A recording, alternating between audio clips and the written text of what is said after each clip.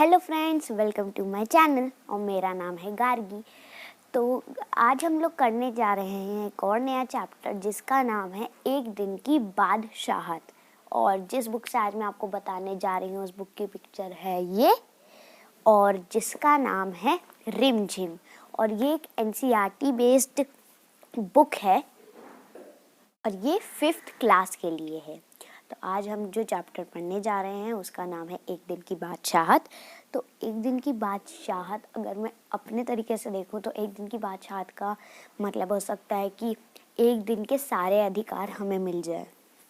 ठीक है गाइस, और चलिए अब हम लोग आगे देखते हैं कि इस कहानी में होता है क्या। और इसमें दो सबसे मेन कैरेक्टर है, एक है आरिफ और एक है सलीम। तो चलिए अब हम लोग देखते हैं। आरिफ, सलीम, चलो जल्दी सो जाओ। अम्मी की आवाज़ उस वक्त आती थी जब वह दोस्तों के साथ बैठे कव्वाली गा रहे होते। इसका मतलब है कि जो आरिफ और सलीम हैं, जब वो अपने दोस्तों के साथ कव्वाली गा रहे होते हैं तभी उनकी मम्मी बोलती कि चलो आरिफ और सलीम जल्दी से सो जाओ। और जब भी वो आ गए मतलब कि या फिर सुबह बड़े मज़े में आइसक्रीम खाने के सपने जब भी वो लोग देखते तभी आपा जो है उनके वो झिंझोर कर उनको जगा देते, चलो उठ जा जल्दी स्कूल का वक्त हो गया है। ठीक है गाइस, इसका मतलब यही है कि जब रात होती रहती, जब वो अपने दोस्तों के साथ कव्वाली गा रहे होते तभी उनकी मम्मी बोलती कि चलो सो जाओ। और जब भी ज्यों सुबह होती, जब भी वो आइसक्रीम खाने के सपने देख रहे होते तभी उनकी आपा जगा देती, उनको झिंझोर कर जगा देती कि चलो जल्दी उठो स्कूल का समय हो गया है। अब दोनों की मुसीबत में ही जान थी, मतलब कि दोनों को ये करना ही पड़ता। हर वक्त पाबंदी, हर वक्त तकरार, मतलब कि हर वक्त बहुत सारी रोक थी उनको कि ये नहीं करना, और हर वक्त तकरार होती रहती थी। और अपनी मर्जी से वो लोग तो चू भी नहीं कर सकते थे, मतलब कि कुछ बोल ही नहीं सकते थे अपनी मर्जी से वो लोग। कभी आरिफ को गाने का मूड आता तो भाईजान डांटते, चुप होता है या नहीं, हर वक्त मेढक की तरह टर टर टर टर करता रहता है। इसका मतलब ये है कि जब भी उनको मतलब कि उनको गाने का मूड आता तो तुरंत जब भी उनके भैया सुन लेते ही उनकी गाने की आवाज़, या वो अगर वो कोई इम्पोर्टेंट काम कर रहे होते और सुन लेते तो तुरंत वो बोल देते कि इतना क्यों बोल रहा है, थोड़ा शांत हो जा। जब देखो मेढक की तरह टर टर टर टर करता जाता है, बोलता जाता है मेढक की तरह। तो वो लोग उनके भैया बोलते कि जाओ बाहर जाओ। तभी अम्मी पूछती बाहर क्यों गए, अंदर रहती तो दादी चिल्लाती। मतलब कि जब उनके भैया बोलते जाओ बाहर जाओ तो अभी उनकी मम्मी पूछती कि बाहर क्यों जा रहे हो, अंदर ही रहो। जब अंदर रहते तो उनकी दादी चिल्लाती, हाय मेरा दिमाग फटा जा रहा है ये शोर के मारे, आरी रजिया ज़रा इन बच्चों को बाहर हाँक दे। इसका मतलब आरी रजिया उनकी बहन का नाम है, और हाँक दे का मतलब होता है कि चलो इन लोगों को बाहर कर दो, मतलब कि बाहर कर दो। ठीक है, अब जैसे बच्चे ना हो गए तो मुर्गी के चूजे ही हो गए। दोनों घंटों बैठकर बहुत सारी तरकीबें सोचते इन पाबंदियों के लिए हटाने के लिए। मतलब कि उन दोनों को ना इतनी सारी पाबंदी थी ना कि वो लोग तो कंफ्यूज हो जाते थे कि यार इन सब का करना है क्या, मतलब कि इन सारी पाबंदियों को हम लोग कैसे इन सब से छुटकारा पा सकते हैं। उन दोनों से तो सारे घर को दुश्मनी ही हो गई थी, सब लोग उससे दुश्मनी करने लगे थे। लिहाजा दोनों ने मिलकर एक योजना बनाई। योजना का मतलब होता है एक रूल बनाया, या एक दिन के लिए एक रूल उनको फॉलो करना ही होता। जैसे कि मैंने एक रूल बनाया कि आज से सभी लोग ब्रश करेंगे, वैसे तो करते ही सब, तब भी आज से सब लोग ब्रश करेंगे। तो ये एक योजना है। एक योजना बनाई और अपने अब्बा, उनके पापा की खिदमत में उन्होंने मतलब कि उनके सामने जाके बोला, ये दरखास्त पेश की कि एक दिन उन्हें बड़ों के सारे अधिकार दे दिए जाए और सब बड़े छोटे हो जाए। कि मतलब कि जितने बड़े हैं, जितने बड़े लोग हैं, जैसे कि दादा दादी मम्मी पापा, उन सब के अधिकार उनको मिल जाए और सारे उनके जो अधिकार है वो सारे उनके माता पिता और सबको मिल जाए। कोई ज़रूरत नहीं है उधम मचाने की। अम्मी ने अपनी आदत के अनुसार डांट पिलाई। मतलब कि उन्होंने बोला कि इन सारी आदतों की कोई ज़रूरत नहीं है, इन सारी योजना की कोई ज़रूरत नहीं है और ये सारी शरारतों की भी नहीं। जैसे वो लोग डांटते उनको, वैसे ही उन्होंने डांट पिलाई उनको, ठीक है। लेकिन अब्बा जाने किस मूड में थे कि सिर्फ मान गए बल्कि यह इकरार भी कर दिए कि कल दोनों को हर किस्म के अधिकार मिल जाएंगे। मतलब कि उनको पता नहीं कौन सा मूड था कि वो इतने ज़्यादा खुश थे कि उन्होंने सारे के सारे जितने भी उनके अधिकार थे सारे के सारे वो कल उनको दे दिए जाएंगे। वाह। अभी सुबह होने में कई घंटे थे कि आरिफ ने अम्मी को झिंझोर डाला। अम्मी जल्दी उठो, नाश्ता तैयार कीजिए, जल्दी उठिए, नाश्ता तैयार कीजिए। इसका मतलब ये है कि उनको कल तुरंत ही मिल गई। सुबह होने में तो बहुत सारे घंटे थे, तब भी उनको बहुत ज़्यादा एक्साइटमेंट हो रही थी, इसलिए उन्होंने पहले ही अपना पूरा अधिकार ले लिया। अब अम्मी ने चाहा एक झापड़ रसीद करके सो रहे। अम्मी ने चाहा एक झापड़ रसीद करके सो रहे। मतलब कि झापड़ रसीदना मतलब कि एक थप्पड़ मारना।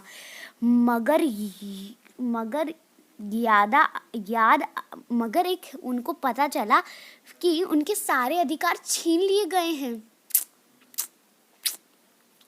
फिर दादी ने सुबह की नमाज पढ़ने के बाद दवाइयाँ खाई। मतलब कि जब वो लोग नमाज पढ़ लेते हैं तब उन्होंने दवाइयाँ खाई और बादाम का हरीरा पीना शुरू कर दिया। एक बादाम की ड्रिंक भी होती है जो हम मतलब कि वो मैंने आज तक पी नहीं है, पर मैंने उसका नाम बहुत सुना है, बहुत टेस्टी होती है।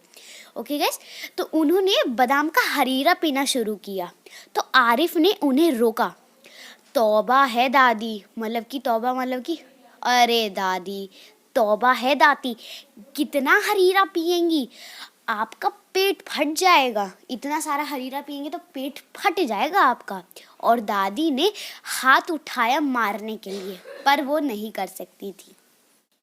नाश्ता मेज पर आया तो आरिफ ने खान सामा होते हैं उनके यहाँ जो शेफ्स जो खाना बनाते हैं, खान सामा से कहा, अंडे और मक्खन वगैरह हमारे सामने रखो। अंडे और मक्खन ये सब उनके सामने रखो। दलिया और दूध बिस्किट इन सबको दे दो। और दलिया और दूध बिस्किट उन सबको, सारे परिवार को दे दीजिए। आपा ने कहर भरी नजरों से उसे घूरा। मतलब कि उनकी जो आपा थी उन्होंने कहर भरी नजरों से उन्हें घूरा और फिर मगर बेबस थी, मतलब कि लाचार थी क्योंकि रोज की तरह आज वह तरमल अपने लिए नहीं रख सकती थी। सब खाने बैठे तो सलीम ने अम्मी को टोका मतलब कि रोका। अम्मी जरा अपने दांत देखिए, पान खाने से कितने गंदे हो गए हैं। मैं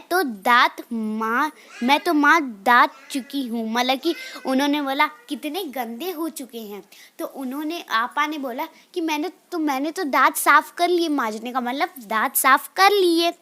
अम्मी ने टालना चाहा, नहीं चलिए उठिए अम्मी, चलिए उठिए, मतलब कि जल्दी से आप जाके ब्रश करिए। अम्मी ने निवाला तोड़ चुकी थी, मगर सलीम ने ज़बरदस्ती कंधा पकड़ के उन्हें उठा दिया। अम्मी को गुसलखाने में जाते देखकर सब हंस पड़े। गुसलखाना मतलब कि बाथरूम, ओके। जाते सब लोग हंस पड़े। जैसे रोज सलीम को जबरदस्ती भगा के हंसते थे वो लोग बहुत ज्यादा। फिर यह अब्बा की तरह मुड़ा और जरा अब्बा की गत देखिए, बाल बड़े हुए, शेव नहीं की, कल कपड़े पहने थे और आज इतने मैले कर डाले। मतलब कि उन्होंने बोला कि ना आपने अच्छे से शेव की है, ना आपके बहुत ज़्यादा बाल बड़े हो गए, और आपने जो कल कपड़ा पहना था वो इतनी जल्दी मैला कैसे हो गया। फिर यह सुनकर अब्बा को हंसते हंसते बुरा हाल हो गया, उनका हंसते हंसते बुरा हाल हो गया। आज यह दोनों कैसी सही नकल उतार रहे हैं सबकी, मगर फिर अपने कपड़े देखकर वह सचमुच शर्मिंदा हो गए। मतलब कि जब वो लोग अपने कपड़े देखे तो वो सचमुच शर्मिंदा हो गए कि नहीं, बहुत मैंने गलत किया। थोड़ी देर बाद जब अब्बा अपने दोस्तों के बीच बैठे अपनी नई गजल लहक लहक कर सुना रहे थे तो आरिफ फिर चिल्लाने लगा, बस कीजिए अब्बा, फौरन ऑफिस जाइए, 10 बज गए हैं। मतलब कि जब वो अपने दोस्तों के साथ लहक लहक कमल ऐसे ऐसे करके अपना नया गजल सुना रहे थे, तभी आरिफ ने उन्हें बोला, चलिए अब्बा जल्दी से ऑफिस जाइए, 10 बज चुके हैं सुबह के। चुप। अब्बा डांटते डांटते रुक गए। ठीक है गाइस, वो डांटते डांटते रुक गए। बेबसी से गजल की अधूरी पंक्ति दांतों में दबे पाँव पटकते आरिफ के साथ हो लिए। रजिया, जरा मुझे 5 रुपए तो देना। उनकी बहन का नाम है रजिया, उनको 5 रुपए चाहिए। अब्बा दफ्तर जाने को तैयार होकर बोले, 5 रुपए का क्या होगा, कार में पेट्रोल तो है। आरिफ ने ठुनक कर अब्बा जान ही निकल उतरी, अब्बा की जान निकल उतरी। जैसे अब्बा कहते कि इक्तरी का क्या करोगे, जेब खर्च तो ले चुके। मतलब कि इक्तरी का मतलब मुझे भी नहीं पता गाइस क्या होता है, मुझे लगता है वो पैसे से रिलेटेड होगा कुछ। थोड़ी देर बाद खान सामा आए। बेगम साहब आज क्या पकेगा? आलू गोश्त, कबाब, मिर्च का सालमा। अम्मी ने अपनी आदत के अनुसार कहना शुरू किया। नहीं, आज यह चीजें नहीं पकेंगी। सलीम ने किताब रखकर अम्मी की नकल उतारी। आज गुलाब जामुन, गाजर का हलवा और मीठे चावल पकाओ। लेकिन मिठाई से रोटी कैसे खाई जाएगी? अम्मी ने अपनी तरह सर्व ना कर सकी। जैसे हम रोज सिर्फ मिर्ची का सालमा से खाते हैं, दोनों ने एक साथ कहा। दूसरी तरफ दादी, मतलब कि दोनों ने, इसका मतलब क्या होता है कि उन्होंने पहले खान सामा ने उनसे पूछा कि बेगम साहब आज क्या बनेगा, तो उन्होंने बताया कि गोश्त बनेगा, सालमा बनेगा और भी बाकी चीज़ें। तभी आरिफ और सलीम आए। फिर उन्होंने बोला कि आज ये सब नहीं बनेगा, आज मीठा बनेगा, गुलाब जामुन, गाजर का हलवा और बहुत सारी चीज़ें मीठे में, और चावल भी। तो अम्मी ने बोला कि कैसे हम लोग खाएंगे मीठे से रोटी? तो उन्होंने बोला जैसे हम लोग सालमा से खाते हैं। और फिर दूसरी तरफ दादी किसी से तू मैं किए जा रही थी। अफसोस, दादी तो शोर के मारे दिमाग पिघलाए दे रही थी। मतलब कि वो इतना तू मैं कर रही थी कि उनका दिमाग पिघल रहा था, उन आरिफ सलीम का। आरिफ ने दादी की तरह दोनों हाथों से सिर थाम कर कहा। इतना सुनाते ही दादी ने चीखना चिल्लाना शुरू कर दिया कि आज ये लड़के मेरे पीछे पंजे झाड़ के पड़ गए हैं, मगर अब्बा के सामने पर खून का घोट पी गई। मतलब कि उन्होंने बोला, अरे जैसे वो बोलते ना कि अरे मेरा सर दुख रहा है, आरी रजिया ज़रा इन बच्चों को बाहर हाँकते, तो उसने भी वैसे ही किया। पर उन्होंने अब्बा को देख लिया, उनके पापा को देख लिया, इसलिए वो लोग खून का घोट पी ली उन्होंने कि बुरी बात को सहन लेना। अब चीखना जब वो कर ली, कॉलेज का वक्त हो गया था, तो भाईजान अपनी सफ़ेद कमीज़ को आरिफ सलीम से बचाते ढलान में आए। अम्मी, शाम को मैं देर से आऊँगा, दोस्तों के साथ फिल्म देखने जाना है। मतलब कि वो एक सफ़ेद कुर्ता अच्छा सा वो पहन के जा रहे थे कॉलेज, और उन्होंने अपनी अम्मी को बोला कि अम्मी मैं ना आज रात को देर से आऊँगा, दोस्तों के साथ आज मुझे मूवी देखनी है। खबरदार, आरिफ ने आंखें निकालकर उन्हें धमकाया। कोई ज़रूरत नहीं है फिल्म देखने की, इम्तिहान करीब हैं और हर वक्त सैर सपाटों में घूमते रहते हैं आप। मतलब कि खबरदार, अगर आप मूवी देखने गए, इम्तिहान करीब है, परीक्षा करीब है, एग्ज़ाम करीब हैं, तो चलो अब पढ़ने।